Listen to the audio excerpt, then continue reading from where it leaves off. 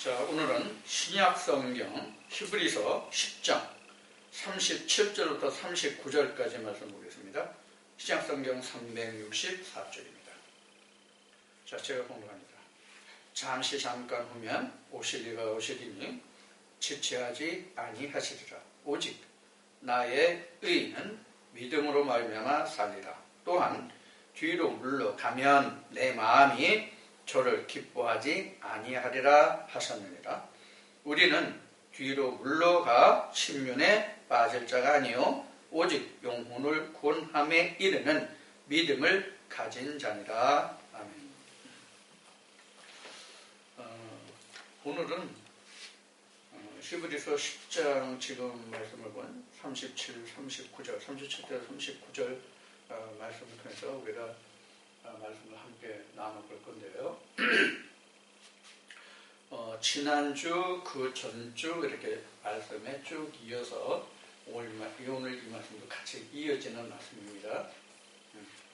원래 하나님의 말씀은 뭐 주제가 제목이 그때그때 다를지라도 전부 다 하나로 간통한다는 사실을 여러분들 아마 이미 이해하고 계실 거예요. 다 같은 말이에요. 결국 표현만 다를 뿐인데, 그러면은 오늘 히브리서 10장 37절부터 39절 말씀을 통해서 지금 히브리 기자는 히브리서를 기록한 이 사람은 하나님의 어떠한 것을 이 글을 통해서 이 문자를 통해서 전하고자 하느냐 하는 것을 우리가 살펴보도록 하겠습니다. 그래서 오늘 이 본문의 말씀을 통해서 지난주 그 전주 이렇게 쭉 이어져오는 말씀 중에서 성경의 역사냐 예언서냐 현재냐 역사냐 이런 이야기를 많이 했고, 그 다음에 이제 그 예수가 어떤 형태냐 하는 것을 얘기했고, 육체로 오느냐 이런 요한일서 말씀을 통해서 우리가 나누기도 했죠. 그것에 연관돼 가지고 지금 히브리서 10장 봉독한 말씀 같이 잠시 후면 오시리가 오시리니 이렇게 되어 있잖아요. 이건 예수님을 두고 하는 얘기잖아요. 그래서 오늘 이 히브리서 10장 37절부터 39절 말씀을 통해서 그 예수의 초림, 재림, 그리고 부활, 그리고 믿음 이런 부분들을 대략 2시간에 걸쳐서 오늘 이 말씀을 좀 살펴보고자 합니다. 그래서 오늘 제목은 이렇게 써보겠습니다. 예수의 초림, 재림, 부활. 이런데 이걸 뭉뚱그려서 다 믿음이라는 틀 안에서 한번 오늘 이 말씀을 살펴보자 이런 얘기입니다.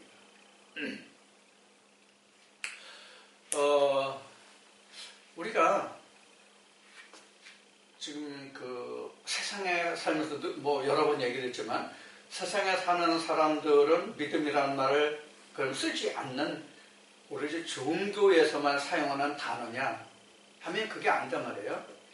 사실 세상에서 가장 그 작은 단위라고 할 수 있는 가족이라는 단위가 있잖아요. 이런 가족이나 가정이라는 이 가장 작은 조직 안에서도 믿음이라는 것이 전제되지 않으면 가정이라는 게 형성이 안 돼요. 그러니까 믿음이라고 하는 것은 어떤 종교적인 틀 안에서만 사용하는 것이 아니라 인간이 사는 모든 틀 안에서는 믿음이라는 게 항상 전제되어야만 우리가 그 사회가 지탱이 될 수 있는 거예요.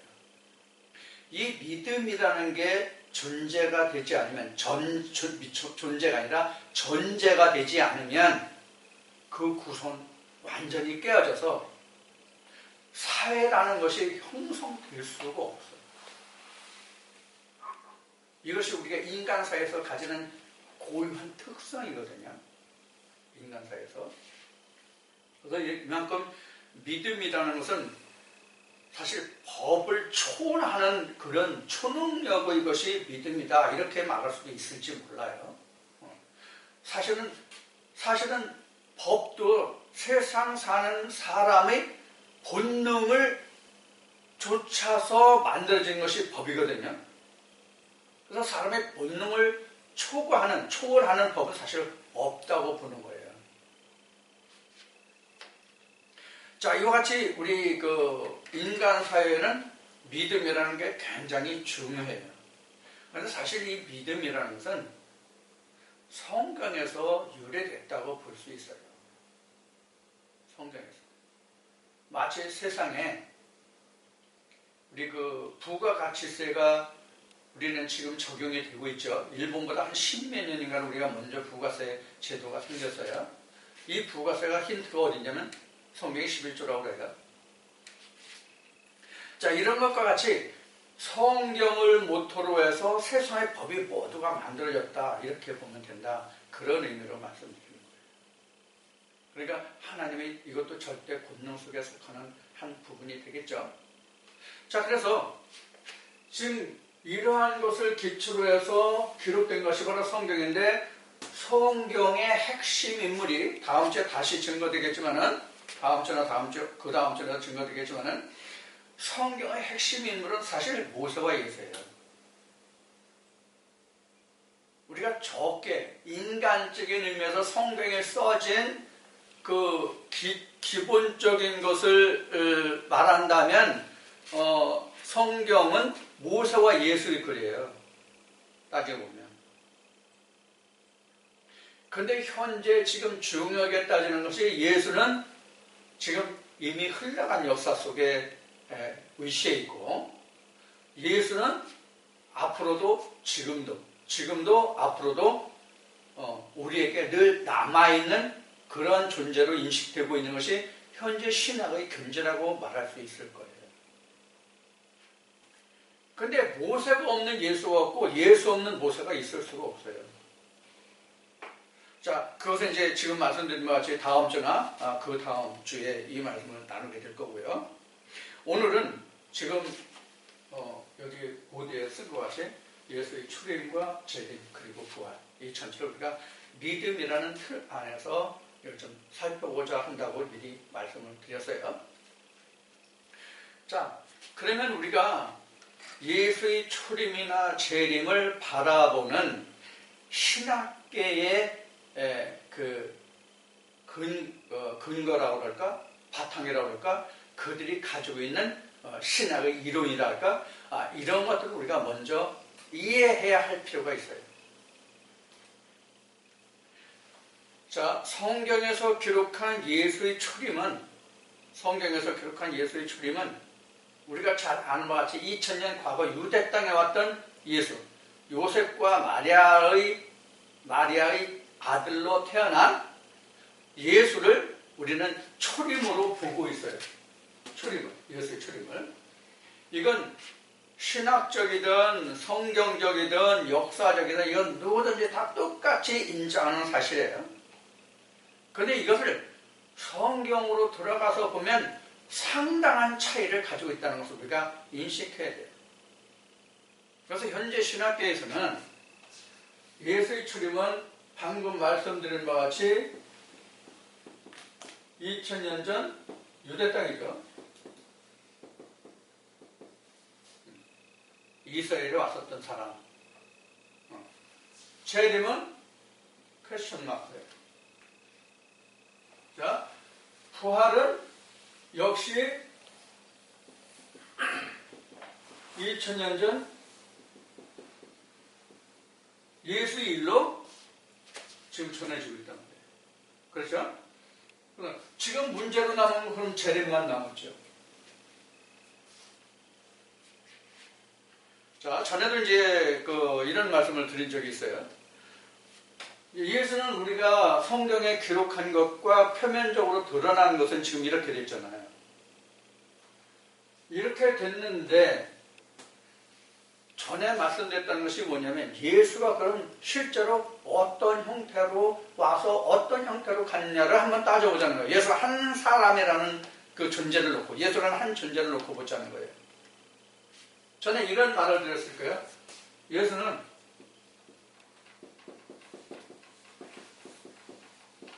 세 차례 왔다. 예수 자신을 봤을 때요. 예수 자신이에요. 예수 자신을 놓고 볼 때, 예수는 이 세상에 몇 번 왔냐면 세 차례 왔다.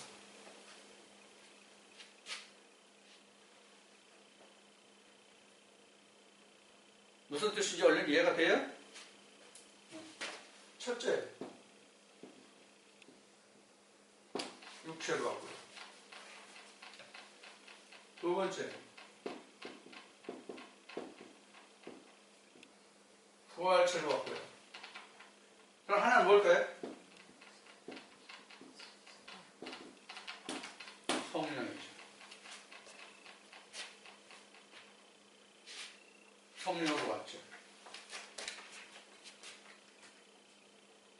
그럼 예수님이 내가 다시 오마 라고 한 말씀이 이루어졌어요? 안 이루어졌어요?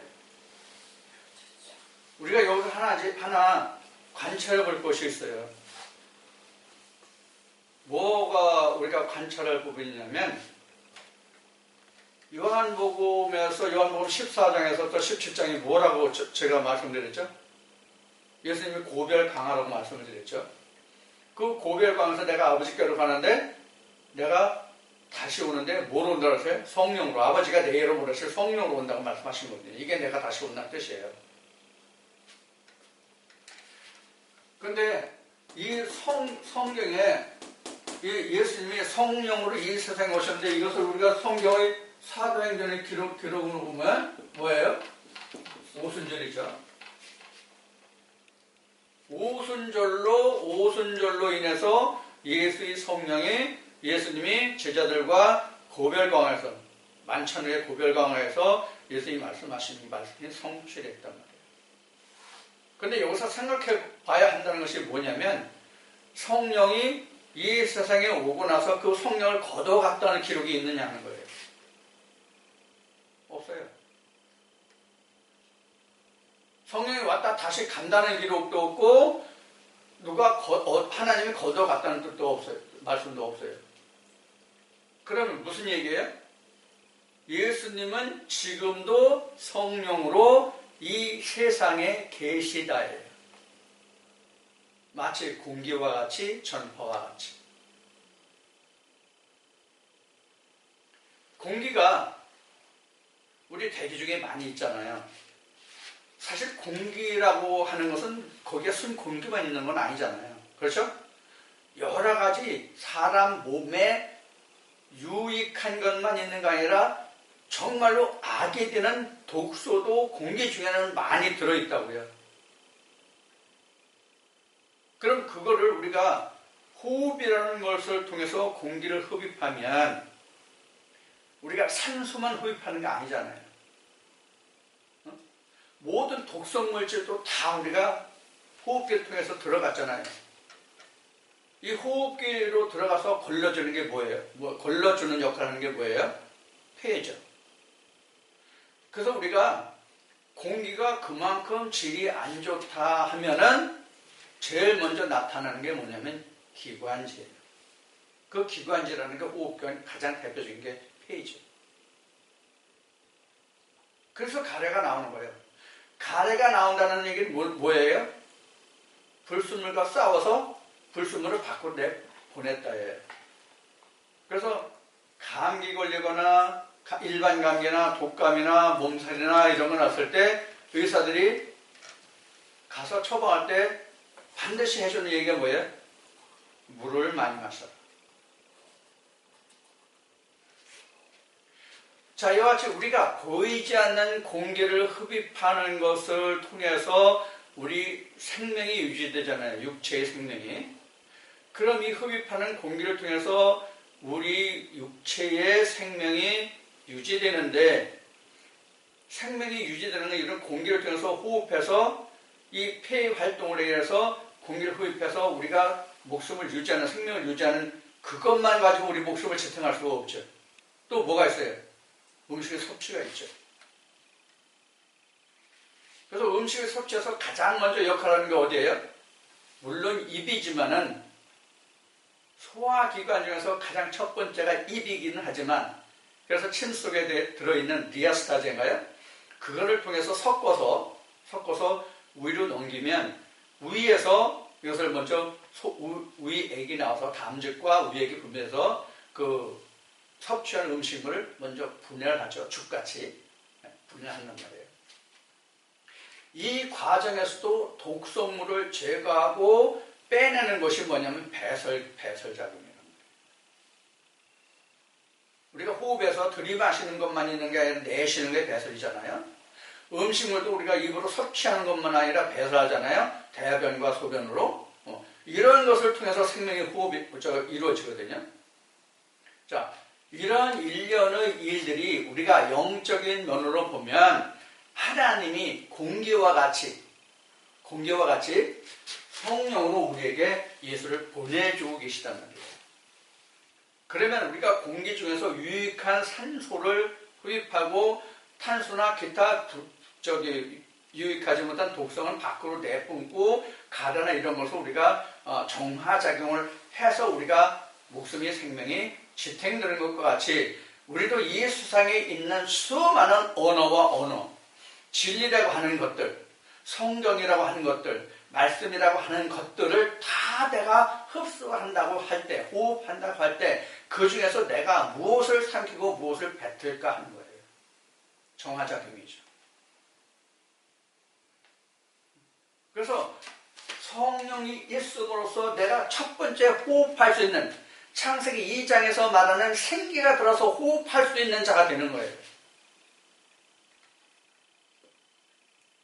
그럼 호흡할 수 있는 자가 돼야만 그 다음에 뭘 할 수 있어요? 젖을 빨 수 있는 거예요. 음식물을 섭취할 수 있는 거예요. 그래서 창세기에서도 보면은 먼저 생기가 들어가서 생명이 되고 그 자가 에덴 동산에서 생명나무를 먹게 되는데 뭐부터 먹어요? 선악과부터 먹게 되죠. 이 선악과와 생명과는 뭔지는 이제 그 창세기를 1, 2, 3장을 그동안 여러 차례 했기 때문에 들으신 분들은 충분히 이해하실 수 있을 거예요. 지금쯤은. 자, 이와 같이 우리도 그래서 성령으로 호흡하고 말씀의 생명 양식을 먹어서 예수님이 요한복음에서 말씀하셨듯이 내가 너에게 주는 말이 영영 생명이라는 그 양식. 너희 조상은 광야에서 만나를 먹어서 죽었지만 나는 하늘에서 내려온 생명의 떡이기 때문에 내 피하살을 먹는 자는 죽지 않고 영원히 살리라고 하는 그 생명의 떡이 성령으로 말미암아 내게서 역사하는 그 순간이 오늘날 우리에게는 예수의 출입이라고. 이해하셨어요? 오늘 동영상을 들으시는 분들은 오늘 이 말씀에 잘 귀를 기울여 주시기 바랍니다. 무슨 뜻인가 하면 내가 세상에 태어나 있을지라도 호흡을 하지 않으면 공기는 나와 상관이 없는 것이 되는 거예요. 그럼 죽은 거죠. 육신을 죽는 것은 우리가 금방 알아요. 그 우리가 육신으로는 생리적으로 생명이 붙어 있으면 호흡을 하게 돼 있어요. 음식물은 또 호흡이 있으면 음식물을 섭취하게 돼 있어요. 생리적으로. 생리라는 것은 뭐예요? 생리라는 것은 뭐예요? 생리라는 것은 뭐가 생리예요? 그런 뜻이에요. 생리가 뭐가 생리입니까? 내가 자의적이나 타의적으로 어찌할 수 없는 게 생리예요. 내가 숨을 안 쉬려고 하면 얼마나 안 쉴 수 있어요? 예를 들어 뭐 특공대나 이런 사람들 물속에서 잠수해가지고 훈련하다 UDT나 이런 사람들은 몰라. 뭐 1, 2분은 하는지 모르겠지만 그렇다고 1시간, 2시간 이렇게 호흡 안 하고 살 수 있어요? 이렇게 사람이 자의적이든 타의적이든 사람이 어찌할 수 없는 걸 우리는 생리 또는 본능이라고 말하는 거란 말이에요. 그런데 성경에서 말하는 생명은 내가 자의적, 타의적으로 할 수 없는 거예요. 즉 드러나지도 않는 거예요. 성경 이것은 성경에서 살았다 죽었다가 드러납니까? 안 드러납니까? 이런 뜻이에요. 여러분들 생각해 보시면 알 거예요. 드러나지 않아요. 우리 육체는 살았다 죽었다 호흡한다 안 한다 다 겉으로 드러나죠.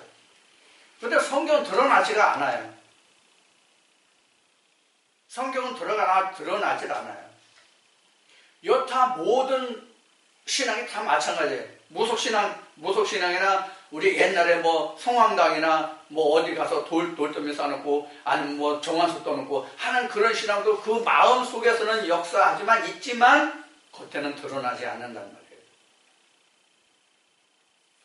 근데 성경은 지금 이야기한 대로 드러나지 않는 속의 상태를 드러낸 것이 성경이에요. 예수님이 말씀하신 것 같이 하나님은 영이시니 뼈와 살이 없다. 그런데 나는 있다. 이게 답이에요. 지금 말씀드린 핵심이 바로 이 한 말씀이 있어요. 무슨 뜻인가 하면은 말씀이 육신을 입으면 하나님이 드러나요. 누구를 통해서? 말씀이 육신을 입은 자를 통해서. 이것을 성경은 뭐라고 했냐면 하나님으로부터 보냄을 받으신 자, 보냄을 받은 자, 헬라어로는 에클레시아예요. 이게 교회죠.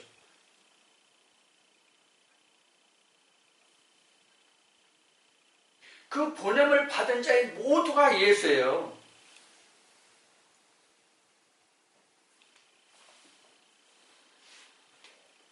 그러면 예수의 출임이 어떻게 드러난다고 지금 말씀드린 거예요? 예수의 출임이 뭐라고 말씀드린 거예요? 성령을 입어서 말씀의 떡을 내가 너에게 이른 말이 영이요 생명이다라는 뢰마를 먹는 사람으로 인하여 예수가 드러나고 하나님 드러나고 나도 하나님 앞에 알려진 바요 하나님도 내게 알려진 바 같은 이 자가 예수의 출임에 임한 자라 그런 얘기예요. 그러면 지금 예수의 초림을 얘기했죠. 이해하셨어요? 자, 예수의 초림이 된 자는 예수의 초림이 지금 말씀드린 것 같이 오늘날 각자에 그렇게 초림이 됐다면 이 초림은 누가 산 거예요? 초림은 누가 산 거예요? 이게 아주 굉장히 중요한 포인트예요. 신학에서는 예수가 오면은 내가 살 것 같이 얘기하죠. 그럼 초림 때는 누가 살아요? 초림 때 누가 살아요? 초림 때는 주님의 부활이에요.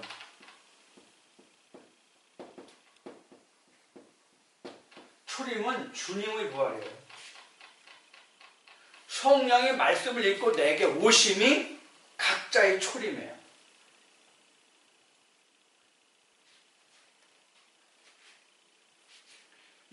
이것을 다시 정의하면 성경의 역사든지 예언이든지 내게 그 역사가 예언이 내게 지금 응하고 역사가 지금 현재가 되는 거예요. 이게 프레젠트예요. 선물이에요. 하나님이 각자에게 주시는 선물이에요. 프레젠트가 현재라는 말이죠. 지금이라는 말이죠. 똑같죠? 스펙 다 똑같죠? 지금이에요. 지금. 그러나 선물은 어제 준 거 필요 없어요. 오늘 내게 있는 게 선물이에요. 그럼 성경에서 오늘 내게 있는 게 뭐예요? 성령으로 오신 말씀이 육신을 입은 그 말씀이 내게 있으면 주님의 초림. 그러니까 우리가 그렇게 신앙생활을 하고 신학을 하고 신학박사 학위가 뭐 있고 이런 사람들도 초림이 뭔지를 몰라요. 역사적인 바탕을 놓고 보는 누구나 다 알 수 있는 초림은 알아도 성경의 초림은 모른단 말이에요.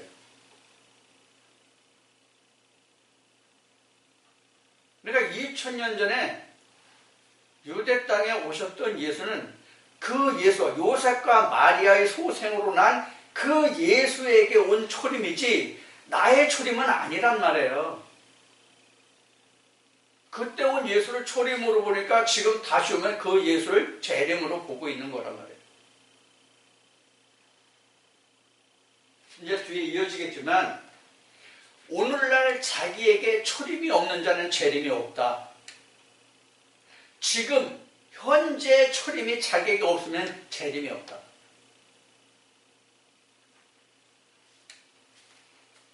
그럼 이것을 성경은 주님이 보는 이것을 뭐라고 얘기하면 첫째 부활 이렇게 얘기해요.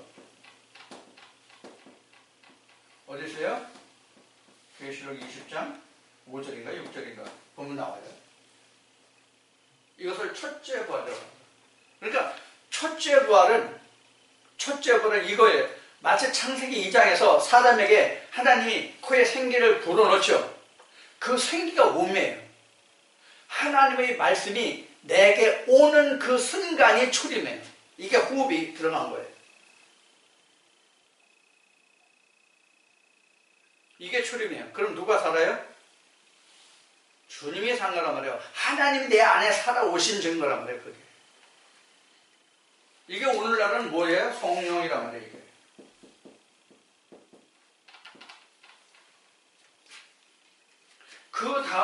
그 다음에 이렇게 생기가 들어가서 생명이 되니까 그 다음에 성경에 기록된 증거가 뭐예요? 먹으러 가는 거죠. 그 다음에 하나님이 먹으러 가는 걸 얘기하잖아요. 어디에서? 에덴에서. 에덴이 언제 창설돼요? 에덴이 언제 창설되냐고요. 생기가 들어간 아담의 국가 생기가 들어간 후에 아담이 거할 에덴이 창설이 돼요. 그러니까 생기가 들어가기 전에 에덴이 없어요. 자, 아담에게 생기가 들어가서 생명이 든 후에 아담이 살 공간인 에덴을 창설했다는 이유는 말씀의 뜻이 무엇이냐? 에덴 동산에는 뭐가 있어요? 먹을 게 있잖아요. 먹는 건 산 자가 먹지 죽은 자는 못 먹잖아요. 그래서 에덴 동산에는 그럼 누가 먹을 걸 뒀어요? 아담이 먹을 걸 둔 거예요. 생기가 들어간 자가 아담이에요. 생기 들어가지 않으면 아담 아니에요. 사람은 사람인데 아담은 아담인데 하나님이 보시는 아담이 아니에요. 그러니까 하나님이 보시는 아담과 세상이 보는 아담이 다르죠. 아담이라는 뜻이 뭐예요? 사람이라고 하는 말이죠. 사람이라는 뜻이죠.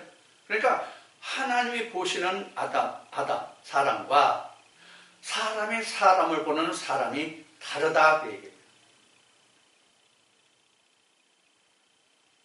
그럼 성경은 어떤 사람을 말하고 있을까요?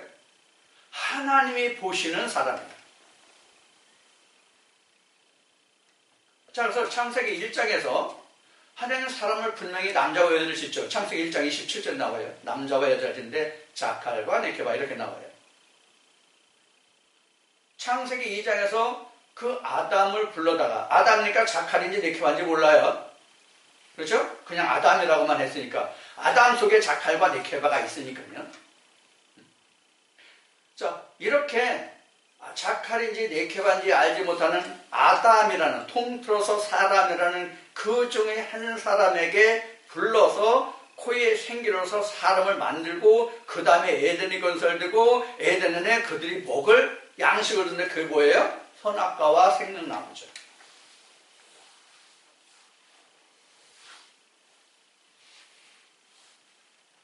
그래서 지금 말씀드린 게 뭐예요? 호흡이 있는 자에게만 먹을 거리가 주어진다. 호흡이 없는 자는 먹을 거리를 줘도 소용이 없는 거잖아요, 사실은. 호흡이 없는 자에게 먹을 거 주면 그 먹어 뭘 거예요? 먹어 가져가. 어? 먹지도 못하고 가져가지도 못하는 게 제사예요. 자, 이렇게 지금 초림이라는 것은 이런 개념을 가진 거예요. 그래서 초림이라는 것은 예수의 그 부활이에요. 이게 다른 뜻으로 얘기하면 이거예요. 말씀이 육신을 입은. 그럼 이 말씀이 육신을 입음이 뭐냐면 내가 너에게 이른 말이에요. 이게 바로 뭐예요? 우리의 말이에요. 이게 성령이에요. 레마를 가지는 것이 성령이 내게 왔다는 거예요. 내가 너에게 이른 말. 그 말이 바로 레마예요. 로고스 아니고 레마예요.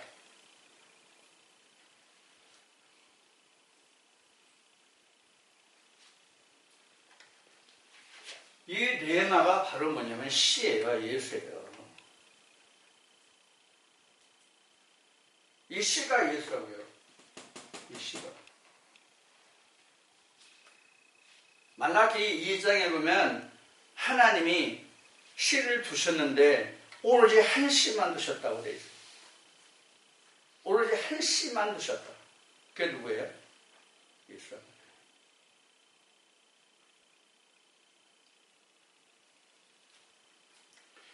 그래서 우리가 말씀이 육신을 입었다는 얘기는 이 성경 이 본문에 기록한 이 문자를 육신을 입었다 이 뜻이 아니에요.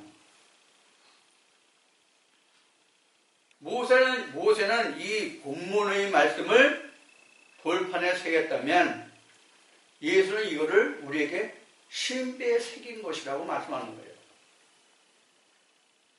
그래서 호심경이에요. 그래서 마음에 새겨진 경이란 말이에요.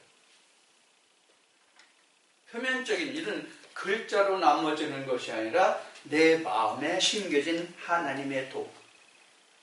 그래서 속사람이다, 하나님의 도다, 이렇게 성경을 기록하고 있는 거예요. 신약에. 그게 있는 사람이 예수의 초림에 임한 자예요. 이렇게 예수의 초림이 온 자를 우리는 요한복음 3장에서 다시 요한복음 3장에서 뭐라 그래요? 거듭난다고 말해요. 요한복음 3장에서 이를 거듭남이라고 얘기해요. 그러니까 거듭남이라는 것은 예수의 첫째 부활을 얘기하는 거예요. 첫째 부활, 예수의 첫째 부활이라 예수의 부활을 얘기하는 거예요. 이게 무슨 뜻인가 하면은 창세기 1장의 사람의 생기가 있어요? 없어요? 없죠? 그래서 창세기 1장의 사람을 불러다가 거기서 생기를 넣는 거거든요.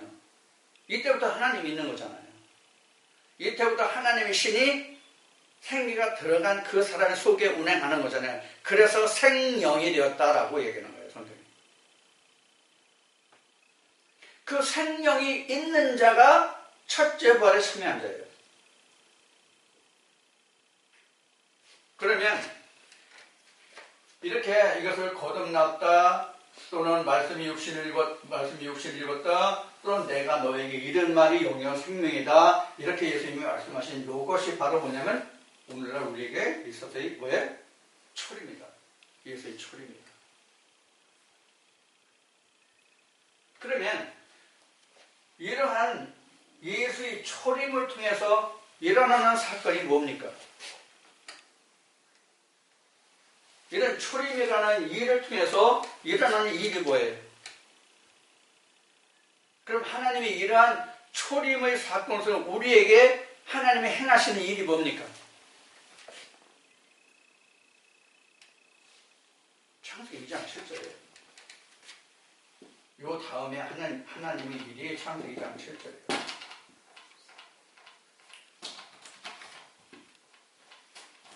이게 생기잖아요. 요 다음에 오는 게 뭐예요? 요 다음에 오는 게 뭐예요? 에덴 건설이죠. 요 다음에 하나님 주신 게 뭐예요?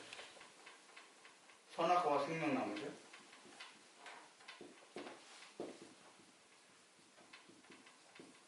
그리고 또 일어나는 일 뭐예요? 아담의 배피죠.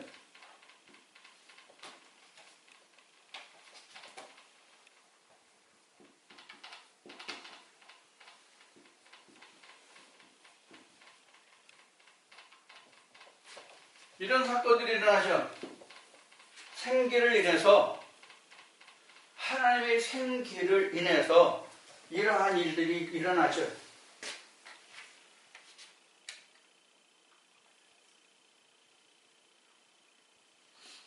자, 그러면 하나님이 이러한 일들을 하신다. 이거 하나님이 하시는 거예요, 이 일은요.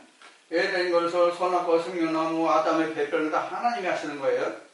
그런데 이것을 이것을 하는 게 왜 이런 일을 하나님이 하세요? 왜 이런 일을 하나님이 하시냐고요. 즉 누구를 위해서 하시는 거예요? 하나님을 위해서? 아담을 위해서? 아담을 위해서 하는 일이에요. 즉 하나님이 생기를 통해서 우리에게 하시는, 내게 하시는 일이에요. 하나님을 위해서 하시는 일이 아니에요. 그래서 하나님의 사랑이라는 거예요. 그 사랑은 생명을 주는 거고요. 자, 이와 같이 하나님이 생기가 들어간 자에게만 애들을 건설하시고 선악과 두고 생명나무 두고 그들에게 할 일을 하고 아담의 배필을 만들고 그래요. 그럼 이거를 지금 말씀드린 것이 하나님이 이런 일을 하시는 것은 왜 하시느냐면 하나님 당신을 위해서가 아니라 나를 위해서. 그러면 하나님이 이 일을 하시는 창세기 2장의 말씀의 순서가 뭡니까? 창세기 2장에서 도용하는 하나님이 우리에게 주시는 말씀의 시작이 뭡니까? 일할 사람 경작할 사람이 없다. 하나님 일곱째 날에 안식하셨다. 근데 일할 사람이 없어서 경작할 사람이 없어서 씨도 없고 뭐도 없고 그래서 안개만 자욱했고 지면에는 무만 가득하더라. 이런 식으로 설명을 하고 있죠. 창세기 2장에. 창세기 2장의 도입 부분이 그렇습니다.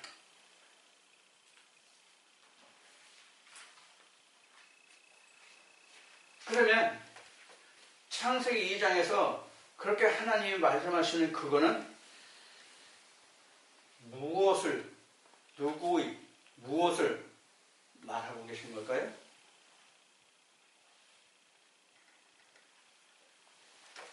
생기가 들어가기 전 사람의 생태를 이야기하고 하나님의 생기가 들어가기 전의 생태를 말하고 있는 거예요. 그러면 이 설명 창세기 2장에서 하나님의 생기가 들어가기 전의 사람을 말하고 있는데 이것을 어느 말씀을 풀어준 걸까요? 창세기 1장 2절에 혼돈 공허 흑암. 그러니까 하나님의 생기가 들어와야만 비로소 사람은 질서가 잡혀가기 시작해요.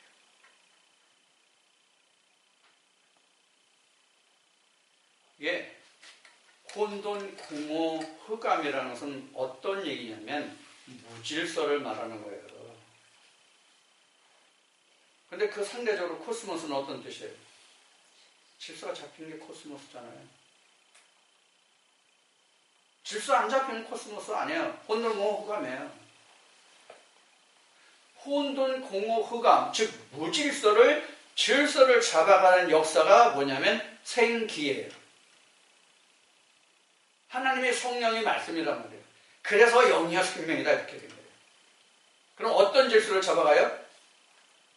하나님에 대해서 알지 못하는 사람이 하나님의 질서로 잡혀가는 순간이란 말이에요. 하나님의 창조 질서 속으로 들어가기 시작하는 순간이란 말이에요. 그게 창조의 시작이요 근본이요. 저 잠언 8장 22절 이하에 나와 있는 말씀과 같은 말씀이에요.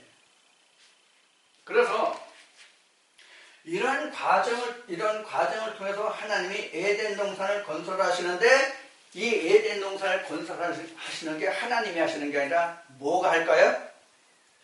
생기가 해요. 생기가 에덴을 건설해요.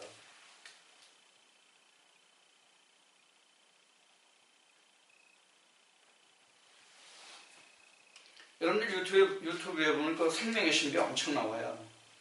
여러분들 기회 있으시면 한번 동영상을 보시는 분들 생명의 신비를 한번 찾아다 보세요. 사람이 맨 먼저 사람이 맨 먼저 잉태돼가지고 맨 먼저 우리 오장육부나 우리 육체 이 부분에서 맨 처음에 생성되는 게 뭘 것 같아요?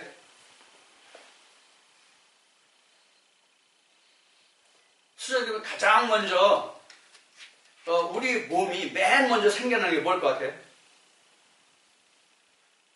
심장이에요, 심장. 심장이라고요, 심장. 그게 생겨요. 성경으로 보면 그게 생겨요. 하나님의 심장이 각자의 마음속에 들어오는 그 순간이 생기가 들어온 거예요. 창조된 거예요. 태초의 시작이에요. 조화의 시작이에요. 잠언 8장으로 보면 그게 조화의 시작이에요. 하나님의 조화의 시작, 하나님이 일하기 시작하는 그 시작이란 말이에요. 이것을 우리 고유말로 한문이긴 하지만 이것을 태초라고 얘기하는 거예요. 그러니까 예수의 초림이 이루어졌다고 하는 것은 예수의 초림이 이루어졌다고 하는 것은 내게 태초가 시작이 되는 거예요. 태초가 시작이 되는 거예요. 여기서 태초예요. 그러니까 하나님의 기원의 시작이란 말이에요. 이 초림이라는 것이 나와 하나님과의 창조의 시작 태초란 말이에요. 그래서 거듭남이에요. 어디 없어? 거듭남. 그래서 거듭남이라는 뜻이 안호된 위로부터 나타났던 뜻이잖아요. 성경에서 위라는 것은 뭐 어떤 물리적인 그 의식, 에너지의 그 전이차, 전기적인 에너지의 이런 전이차, 이런 것을 이야기하는 그 의가 아니에요. 즉 영어로 얘기하면 포지션의 개념이 아니란 말이에요. 포지션의 개념이 아니라 우리가 세상적인 말로 하면 어떤 사람을 가릴 때 저 사람은 높은 사람이야 이렇게 얘기하죠. 그럼 뭐예요? 직책이 높다는 얘기죠. 그렇죠? 다 똑같은 사람인데 직책이 높다는 얘기지 포지션이 높고 낮은 걸 얘기하는 게 아니죠. 그와 마찬가지예요.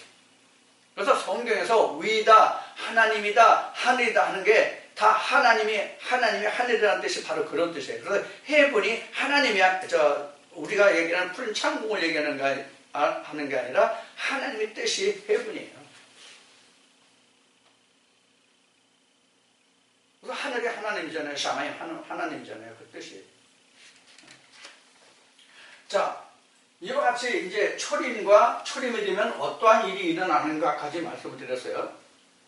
바로 이 초림이 이루어지면 지금 이러한 일을 하는데 이게 바로 뭐로 인해서 된다고 그랬어요? 생기로 인해서 된다고 그랬죠. 이 생기가 그래서 뭐가 된다? 레마다. 우리 생명체로 얘기하면 정자다. 레마가 정자예요. 그리고 우리 마음은 난자가 되는 셈이죠. 그래서 사도 바울은 고린도후서 11장 2절을 통해서 내가 너에게 열심 내는 이유를 설명하고 있는데 정자란 처녀로 한 남편인 예수 그리스도에게 중매하게 함이라 이렇게 얘기하고 있어요. 그럼 우리는 뭘 받아요? 내가 너에게 이른 말이 영이요 생명이라는 내 말을 받으라는 뜻이에요. 그래서 내가 이른 말을 내가 지키면 내가 살 것이라고 하는 말씀이 그런 뜻이란 말이에요.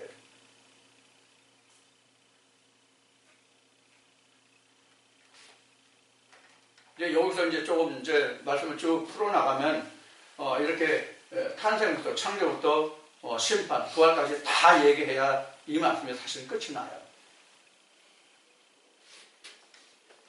자, 그래서 지금 여기 가로하고 믿음이라는 것이 나오는데 이 믿음이라는 것이 언제부터 믿음이냐면 이런 초림이, 거듭남이, 말씀 육신의 일부미, 레마가 내 안에서 싹이 틀 때, 그 생명으로 역사할 때에 비로소 내게는 뭐가 생기기 시작해요?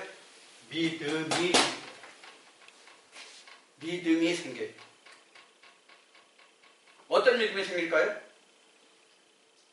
그가 나에게 영생을 주는 분이라는 믿음이 생겨요.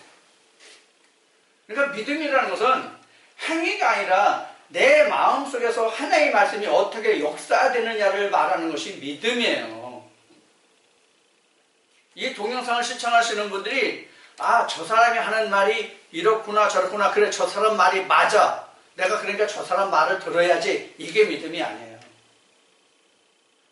내 입에서 나간 말을 듣고 하나님의, 예수의 성령이 그러신 말씀은 내마다 이 동영상을 보고 듣는 사람들이 마음에 생기로 역사했을 때 그게 믿음이에요.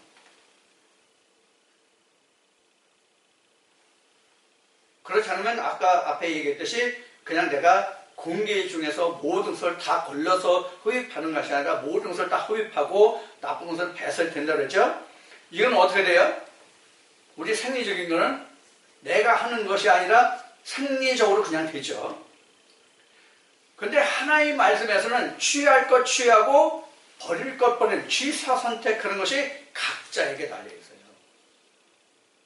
무엇은 받아들이고 무엇은 걸러낼 거냐는 하는 것이 각자에게 달려 있어요. 그래서 여기서 중요한 것이 뭐냐면 레마예요. 그럼 레마라는 것이 하나님 말씀에서만 있어요? 즉 예수 안에만 레마가 있어요? 아니에요. 세상적으로 얘기하면 우리가 그 육신을 살아가는데 필요한 각종 먹거리가 있죠. 그 각종 먹거리에만 씨가 있어요? 사람이 먹거리를 이용하자는 뭐 잡초라든가 쓸데없는 그런 거 씨가 없어요? 다 씨가 있죠. 그런 뜻이에요. 그러니까 2000년 전 과거 유대 땅으로 거슬러 올라가서 생각해보면 예수님의 말씀과 크게 따지면 예수님이 전하는 말씀과 바리새인들이 전하는 말씀이 있잖아요. 그럼 근본은 다 어디에요? 성경에. 그렇죠? 예수님이 말씀하신 것이 너희가 하나님이라고 아버지라고 하고 하는 그를 나도 하나님이라고 아버지라고 부른다. 그렇죠? 그렇게 예수님이 말씀하시죠? 그러나 예수님이 말씀하시는 것과 바리새인들이 전한 것이 같아요. 그래서 예수님이 바리새인들이 별짓을 다 해도 그 말은 너희가 지켰어도 저들이 하는 짓거리는 너희가 하지 마라, 이런 말씀하시죠. 왜 그랬을까요? 이게 이제 오늘날 우리 용어로 표리부동했기 때문에 그래요. 상세한 때를 좋아하며 그 긴 옷을 입으며 시장에서 원하는 받기를 좋아하며 백성에게 짐을 잔뜩 지어주고 자기는 손가락 하나 까딱하지 않느니라, 이런 이제 말씀을 예수님이 하시죠. 그러면 또 하시는 말씀이 성전 앞에 가서 바리새인들은 내가 일주일에 몇 번 금식하고 헌금을 하고 뭐하고 주여 내가 바리새인 것 같지 않음을 감사하라 하고, 바리새인들은 주여 나는 죄인으로다 하고 고개 들지 못하고 했으니 누구의 기도를 하나님을 아버지는 받으셨겠느냐. 뭘 두고 하시는 말씀일까요? 백로고 까마귀를 얘기한 거죠, 예수님이. 겉이고 속 검은 건 바리새인 너뿐인가 아노라, 그걸 예수님이 말씀하시는 거거든요.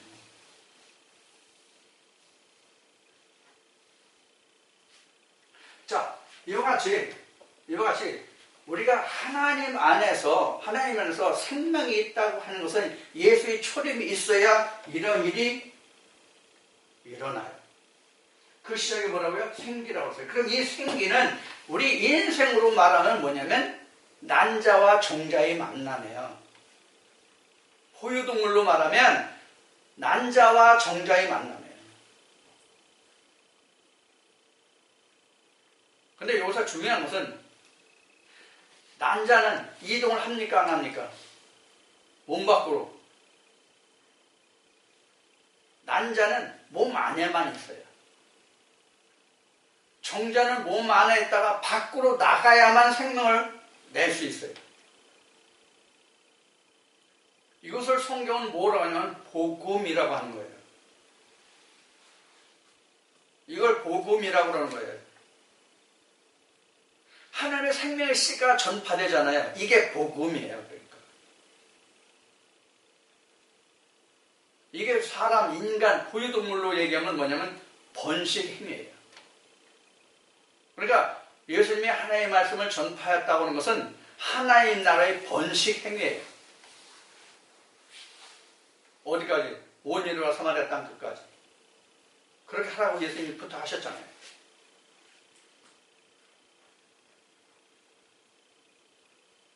온 유대 사마리아 그것도 영적으로 육신적으로 우리가 풀어볼 그 부분이 말씀이긴 한데요. 그러니까 표면적으로 일단 얘기하면 그렇게 말씀하셨답니다. 이와 같이 하나님의 역사도 하나님의 말씀의 씨가 땅에 떨어지면서부터의 시작이란 말이에요. 이게 우리는 뭐다? 태초다. 창조의 시작이다.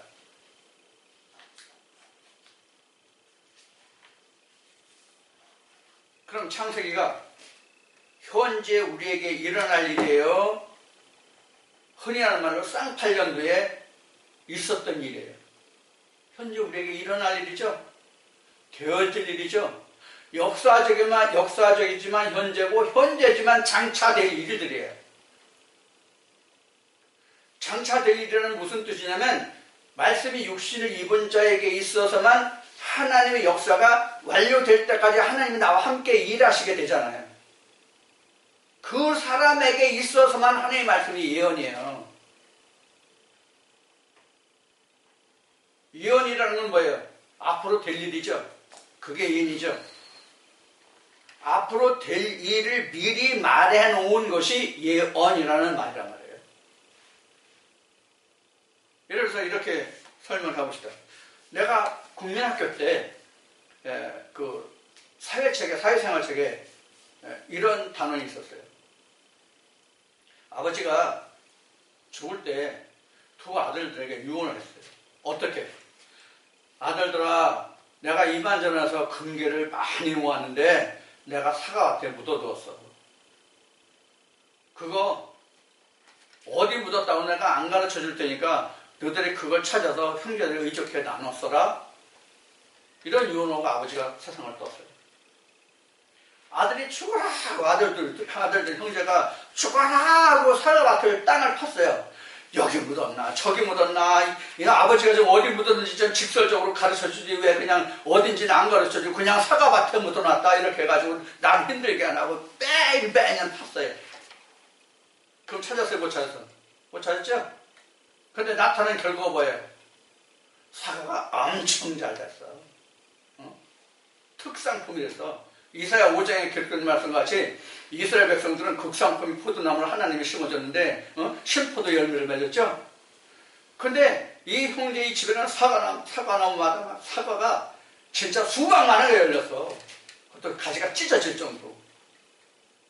그래서 그때 아들들이 깨달은 게 뭐예요? 아버지가 말씀하신 금괴를 묻어놨다는 것은 너희들 둘이 이 사과밭을 열심히 일구라는 것이구나 하는 그런 내용의 글이 있었어요.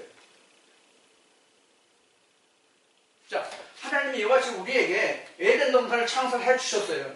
그럼 이때부터 경작할 사람을 만드는 거예요. 누가? 나와 하나님과 나와 내 마저 정확하게 얘기하면 내 마음과 내 소마에 온 이 생기라는 네마와 소마가 함께 일하는 것이죠. 이것을 예수님은 아버지가 일하시니 나도 일한다라고 표현하신 거예요. 그러니까 우리가 하나님의 일을 한다는 것은 자기 속에 하나님의 생기가 있는 자만 하나님과 함께 일할 수 있어요. 그래서 예수님은 제자들에게 오늘날까지 아버지를 본 자가 있다는 것이 아니라 그런데 말을 살짝 돌려서 예수님 하신 말씀이 그런데 본 자가 있는 것이 아닌데 그러나 아버지께로 온 자는 아버지를 보았느니라. 그게 바로 이 표시예요. 생기로 아침 못한 자는 하나님을 모르잖아요. 생기로 낳지 못한 자가 어떻게 하나님을 알아요? 그러니까 앞에는 오늘날까지 하나님을 본 자가 있다는 것이 아니라는 것은 표면적인 것이요. 그 다음에 이어지는 말씀에 그러나 아버지께로 온 자는 아버지를 보아하느라는 이면적인 것을 말하고 있습니다. 표면적으로 하나님 본 자가 없죠. 그러나 이면적으로 하나님으로부터 난 자, 말씀이 육신을 입은 자는 아버지를 본 자란 말이에요. 그러면 너희가 나를 진짜 누구인지를 알았다면 너희가 하나님도 알았으리라. 내 아버지를 알았으리라. 너희가 나를 봤으면 아버지도 알았으리라. 이렇게 말씀하신 거예요. 이걸 이해하나? 뭔지. 오늘 이 동영상을 들으시는 분들도 어떻게 이 말씀을 들으시고 이해했고 또 이해가 되는지 이해했는지 모르지 지금 나는. 왜? 얼굴 못 보니까. 그런가? 그럴까? 뭐 이럴지 그래 과연 그래 그렇지 이럴지 나는 모르죠 지금 그 마음. 자 이렇게 해서 나는 하나님과 함께 무엇을 하냐면 에덴을 건설하는 거예요. 하나님이 에덴을 주었지만 그럼 하나님이 에덴을 주었다는 뜻이 뭐예요? 생기가 내게 있다는 뜻이 에덴을 내 안에 건설했다는 얘기예요. 그럼 아담에게 하나님이 독처하는 싫어서 보기 싫어서 하나님이 누굴 줬어요? 하와를 줬죠. 그 배필인 하와. 하와라는 말은 그 훨씬 뒤에 나옵니다. 창세기 4장에 나와요. 창세기 4장에 하와가 나와요. 3장부터 나오나? 3장에서 선악과를 따먹고 저가 산자의 어미가 됩니다. 그래서 하와라고 이름을 짓죠. 자, 그래서 지금 생기가 들어간 후에 에덴 건설하는데 이 에덴 건설은 뭐가 하냐면 생기가 하는 거예요. 마치 포유동물로 얘기하면 태가 형성되는 거예요. 태 알죠? 태. 수정이 된 후에 그 태가 형성, 그게 우리 성경으로 보면 에덴이라 그런 얘기예요.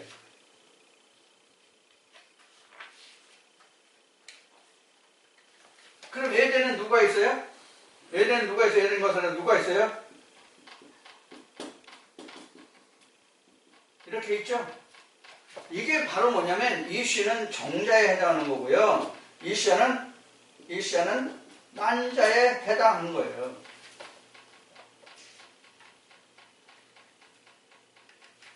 요 둘이 뭘 해요? 계속 에덴을 확장해가. 요 둘이. 그러면 이 이시아 정자와 난자가 생명을 계속 유지하고 번성하게 하기 위해서는 뭐가 필요해요? 실제 우리 그 생물학적으로 보면 영양이 필요하죠. 영양. 그 영양이 우리 성경으로 말하면 뭐냐면 다시 돌아와서 레마예요. 로고스가 아니라 레마예요. 그러니까 우리는 하나님의 생기가 들어서 생명이 됐으면 계속 우리는 그 영이 살 수 있는 뭐가 필요해요? 하나님의 레마 말씀이 필요하다. 로고스가 필요한 거예요. 껍질을 완전히 까고 속 알맹이, 즉 우리가 세상적인 용어로는 엑게스라고는 그 엑게스가 계속 필요하단 말이에요. 껍질을 까지 않은 곡물을 우리가 먹을 수 있는 것도 있고 먹지 못할 것도 있지만은 대체적으로 곡물의 껍질을 까야 우리가 먹을 수 있는 게 대부분이잖아요. 또 그 열매 같은 것은 씨를 먹을 수 없는 것들이 무수히 많잖아요. 왜? 씨에는 독성이 있는 것들이 많기 때문에. 그러니까 우리는 육신으로도 발라 먹을 거, 골라 먹을 음식이 많이 있단 말이에요. 쉬운 얘기로 우리가 그 쌀을 볼 때 쌀도 그 눈이 있는 그런 현미도 있고 눈을 완전히 깎아낸, 눈이라고 하는 것은 씨예요. 씨눈을 얘기하는 거예요. 그 씨눈을 완전히 깎아낸 백미도 있고 현미도 있고 그래요. 그래서 한동안 인간에게는 이 현미를 먹으면 현미에 독소가 있어서 안 좋다 하는 이야기가 의학계의 영양학자들에게 많이 유포된 적이 있었어요. 근데 결론은 어떻게 났을까요? 괜찮다요. 그거를 분해할 만한 그 독소를 이길 만한 내성이 인간에게 다 있다예요. 그러니까 하나님이 우리에게 먹을 거리를 주신 것은 육신으로도 먹지 못할 걸 주신 건 없어요. 자, 다시 성경으로 돌아가서, 그래서 이 지금 에덴을 계속 건설하기 위해서 필요한 것이 뭐냐면 레마예요. 자, 우리 육신으로 보면 짐승이나 사람이나 뭐 식물도 마찬가지지만은 우리가 먹는다는 것은 결국은 무엇을 위해서 먹습니까? 먹음으로써 우리가 생명이 유지되는데 그 먹음으로써 우리에게 얻어지는 결론이 뭡니까? 음식을 먹음으로써 우리에게 결론 얻어지는 게 뭐냐고요? 남는 게 피예요. 피. 결국 우리가 음식물을 섭취함으로써 남아지는 게 피예요. 피. 탄수화물이 단백질로 변해가지고 우리에게 영향이 되잖아요. 그거 다 뭐가 돼요? 우리 전에 음식 선전할 때 피가 되고 살이 되는 찌개백반이라는 얘기가 있었어요. 바로 피가 깨끗해지고 맑아지는 거예요. 그럼 피가 깨끗해지고 맑아지는 건 음식물만 가지고 될까요? 좋은 음식만 먹어도 될까요? 아니에요. 뭘 통해서 그래요? 산소가 있어야 돼요. 좋은 산소가 있어야 돼요. 그리고 좋은 물이 있어야 돼요. 좋은 음식이 있어야 돼요.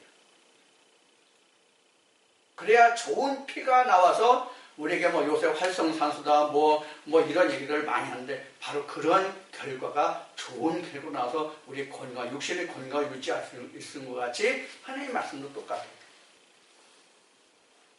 그래서 성경은 너희가 살려면 내가 너네 이르는 말에 귀를 기르고 내게 나오라고 성경은 말씀하시는 거예요. 너희가 죽지 않고 생명을 택하려면 너희가 내게 나오라고 하는 거예요. 이게 좋은 음식을 먹으라는 세상 말과 똑같아요.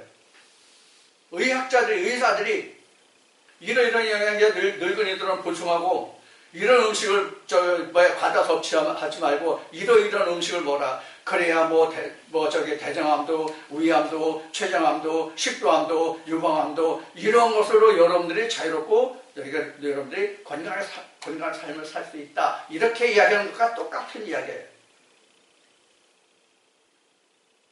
그래서 하나님이 항상 우리 인간을 향해서 너희는 내게로 나오라 이런 얘기예요. 내게로 나오라.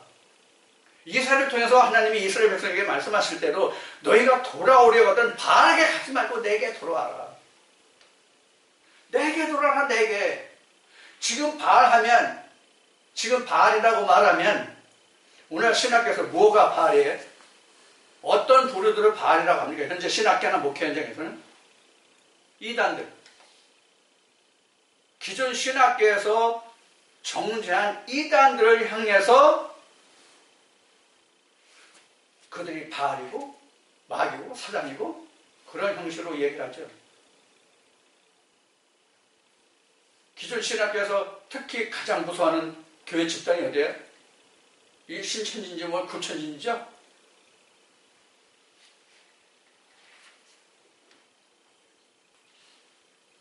자기 자신이 바알이라는 것을 생각하는 목회자들, 신학자들 있어요, 없어요?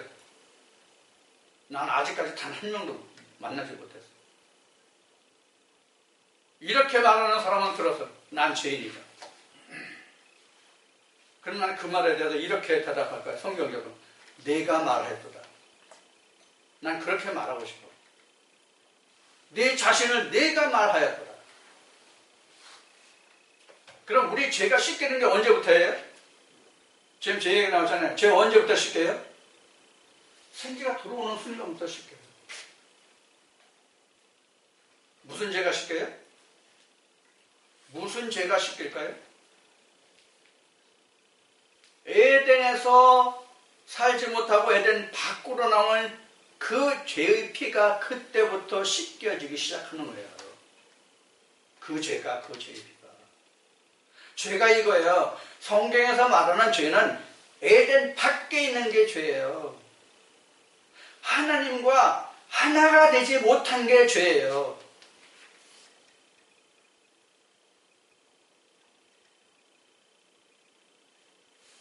내가 동영상을 보시는 이분들은 내가 욕했어. 아무런 이해 상관없이 미워서 욕했어. 어? 이것도 죄예요. 그러나 하나님 보시는 죄는 아니란 말이에요. 이거는 인간과 인간끼리 풀고 맺고 풀어야 할 죄지 하나님과 내가 인간이 풀어야 할 죄는 아니라고요. 그러니까 신학에 보는 죄의 개념과 성경에서 말하는 죄가 틀리죠.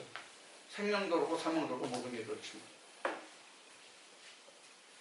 자, 그래서 이렇게 시작해서 우리가 에덴을 건설하는데 그 에덴 건설이 바로 뭐냐면 말씀 생기에서 건설했다. 이렇게 쭉 에덴이 건설되다 보면 그 후에 생기는 것이 뭐냐면 선악과와 생명과가 나오는 거예요. 그 다음에 처음부터 생명과 선악과 있는 게 아니에요. 처음부터 생기가 들어가자마자 하나님이 야 이걸 먹고 이걸 먹지 마라 하시는 게 아니에요.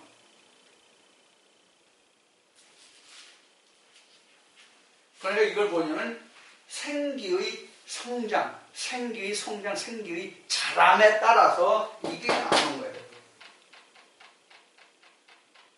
그래야 이 애들을 같이 경작할 배필도 나오는 것이고요. 자, 이제 좀 시간이 오래됐기 때문에 여기까지 하고 좀 잠시 쉬었다가 말씀을 이어서 나누도록 하겠습니다.